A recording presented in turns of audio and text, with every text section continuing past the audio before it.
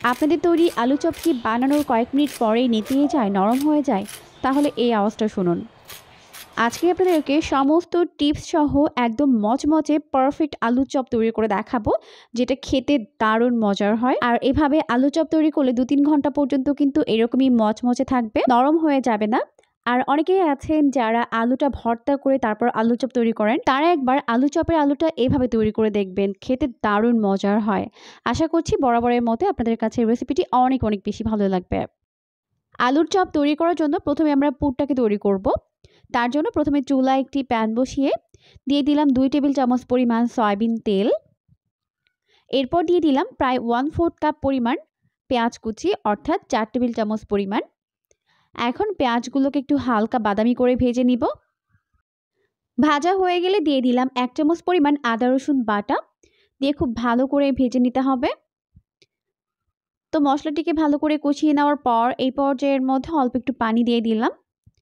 এখন গুঁড়া মশলাগুলোকে অ্যাড করে দিব। 1/2 চামচ পরিমাণ জিরার গুঁড়া, 1/2 চামচ পরিমাণ লাল মরিচের গুঁড়া, আর 1/2 চামচ পরিমাণ দিয়ে দিলাম হলুদের গুঁড়া। আর দিয়েছি 1/4 টিস্পুন পরিমাণ গরম মশলার গুঁড়া, যেটা স্কিপ হয়ে গেছে, অবশ্যই অ্যাড করে নেবেন। এখন দিয়ে দিলাম লবণ, আমি এখানে 1/2 চামচ পরিমাণ লবণ দিয়ে দিলাম। দিয়ে নেওয়ার পর এখন এর মধ্যে আমি আগে থেকে সিদ্ধ করে ম্যাশ করে নেওয়া আলু দিয়ে দিলাম। আমি ২টি বড় সাইজের আলু এভাবে ম্যাশ করে নিয়েছিলাম সিদ্ধ করে নেওয়ার পর।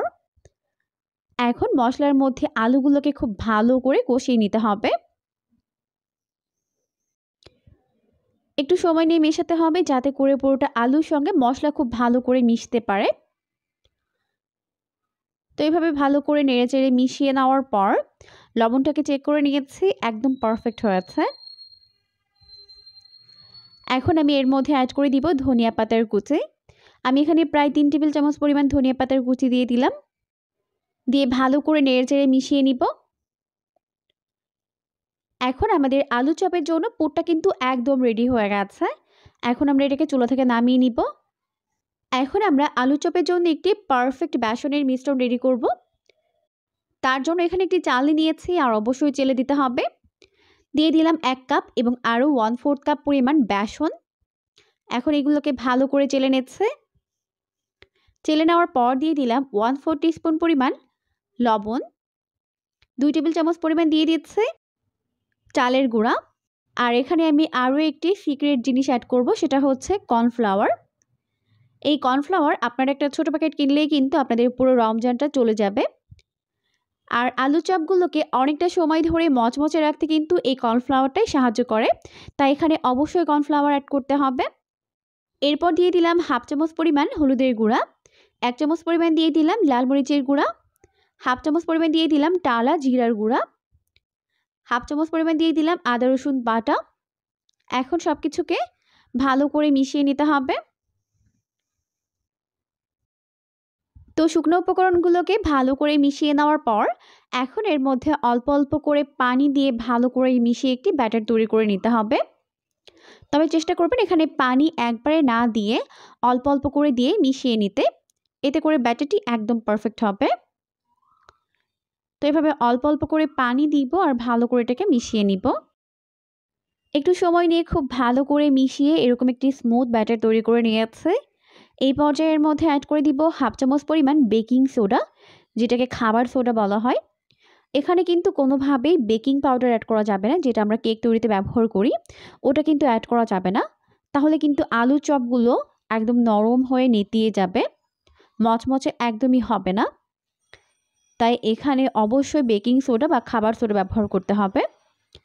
এখন এভাবে করে আলুর যেই পুরটাকে তৈরি করে নিয়েছিলাম ওটাকে এইভাবে গোল গোল করে ব্যাটারের মধ্যে ডিপ করে তেলের মধ্যে দিয়ে দিতে হবে। আর তেলটাকে খুব ভালোভাবে গরম রাখতে হবে। এরপর এপাশ ওপাশ করে উল্টে পাল্টে আলু চপগুলোকে দুটো সাইড এরকম গোল্ডেন ব্রাউন করে ভেজে নিতে হবে। দেখতেই পাচ্ছেন কত সুন্দর একটা কালার চলে এসেছে। এই পর্যায়ে এগুলোকে ভালোভাবে তেল ছড়িয়ে তেল থেকে উঠিয়ে নিচ্ছে। তো উঠিয়ে আমি একটি প্লেটের মধ্যে নিয়ে নিব। এই আলু চপগুলো দেখতে যেমন ইয়াম্মি হয়, খেতেও কিন্তু হয় দুর্দান্ত মজার। তাই আলু ভর্তা করে চপ না বানিয়ে এভাবে একবার বানিয়ে দেখুন, স্বাদ আপনার মুখে লেগে থাকবে আর সবাই আপনার প্রশংসায় পঞ্চমুখ হবে। আওয়াজটা শুনে নিশ্চয়ই বুঝতে পারছেন যে কত বেশি মচমচে হয়েছে। ভাজার 2-3 ঘন্টা পর্যন্ত কিন্তু এরকমই মচমচে থাকে এই আলুর চপগুলো। এই রমজানে অবশ্যই এভাবে একবার আলুর চপ তৈরি করবেন। পরবর্তী ভিডিও দেখার আমন্ত্রণ জানিয়ে বিদায় নিচ্ছি। সবাই অনেক অনেক বেশি ভালো থাকবেন। আল্লাহ হাফিজ।